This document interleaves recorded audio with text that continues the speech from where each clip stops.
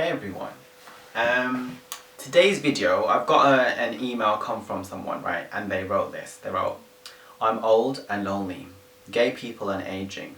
Gay people get more lonely as they age, as they have no children and their families have abandoned them. Also, gay relations are more volatile and they are not long lasting.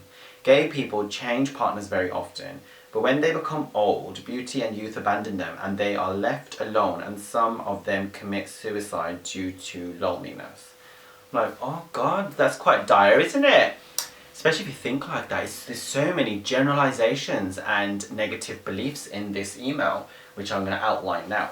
So, I'm old and lonely. Okay, that's subjective and that's your opinion, so I'll accept that. And it's about gay people and aging. It says, gay people get more lonely as they age. That's not necessarily true. Do I feel like I'm getting more lonely as I age? I think I was lonely when I was in my 20s actually, when I had loads of things that I wasn't dealing with, and now that I've got a therapist, I'm doing this kind of work, I'm getting better. As they have no children. Well, that's not necessarily true. I know gay people who have children, I know lesbians have children. And their families have abandoned them. Well, not all families abandon gay people, fortunately. Also, gay relations are more volatile and they are not long lasting. Well, I think any relationship can be volatile depending on the people in them and the wounds that they have. And they're not long lasting, which is also a generalization. But you could say, you know, a lot of gay people may be single or in short-term relationships, perhaps. Yeah, maybe. And they change their partners often. Perhaps, maybe, okay. And when they become old and youth abandon them and they're left alone, well, some gay people have friends, or they become very invested in their work, or they have charities and they help people. And some of them commit suicide due to loneliness. Yeah, some of them do, and there's a lot of mental health issues and also alcohol, drug issues. There are issues there, we're not going to lie. You know, I think, I watched a video where it said like, I think 80% or 70% gay people are like, not in monogamous relationships and stuff, which I don't know how to get these statistics. But, so how can we deal with this? First of all, let's not generalise, and let's not assume everybody is the same.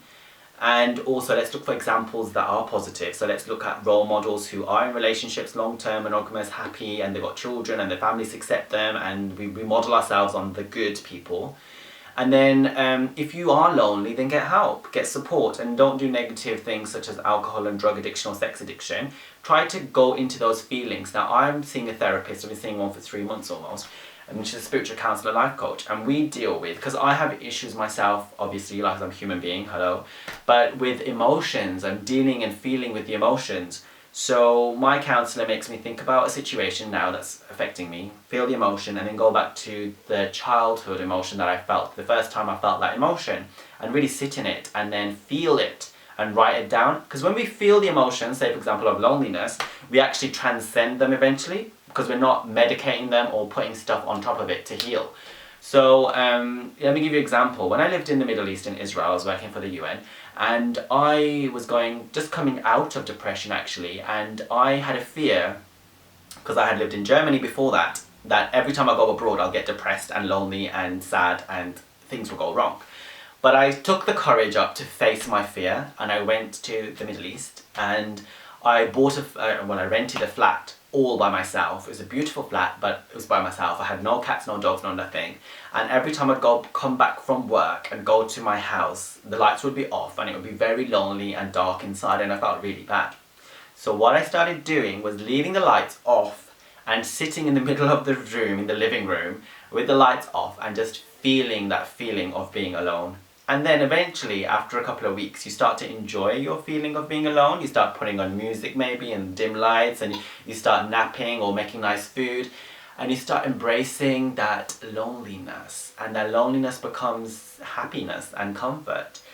And that's when we start to face the real issues. Yes, I did use sex as a way of coping at times with that and other men, but now I'm using that feeling and emotion to transcend it, so that you are comfortable. And then you can start thinking, you know what, if you want to adopt, you can adopt. If you want to get into a relationship, you know, there is possibilities if you get a good therapist, or you read books like Bollywood Gay, and there's a lot of stuff in there.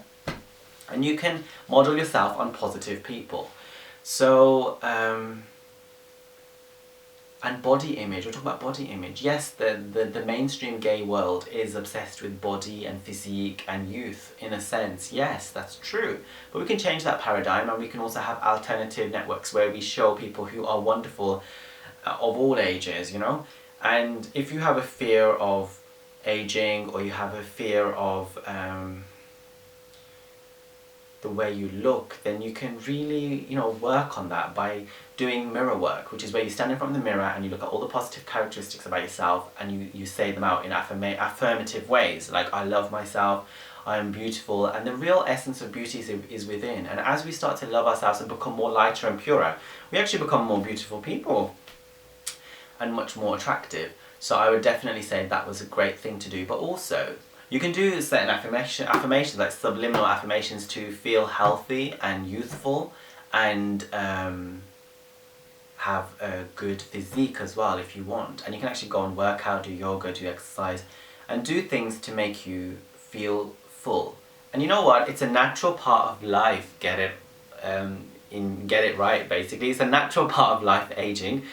But you don't have to decay. You know, if you think positive, if you think youthful thoughts, then you can age very well.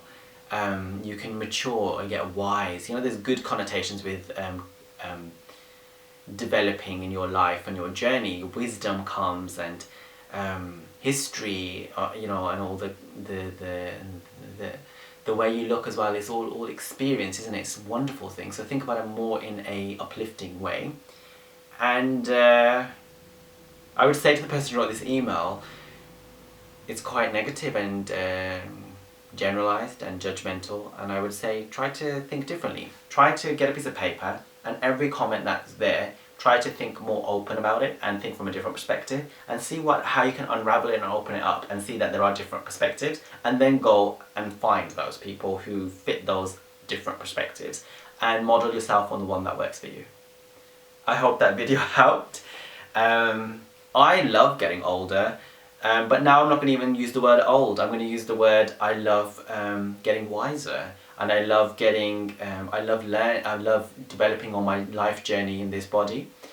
I feel every year I celebrate it, and I just feel a lot more, I feel a lot more healthier, and I feel a lot more, yeah, health is a big thing. Maybe you try a raw food diet, or maybe try eating better. But I feel healthier, I feel like I'm working on myself more, I'm getting under the layers, and I'm feeling a lot more appreciative of life. So I hope you do the same. I hope it works out for you, and I love you loads. Take care. See you later. Bye.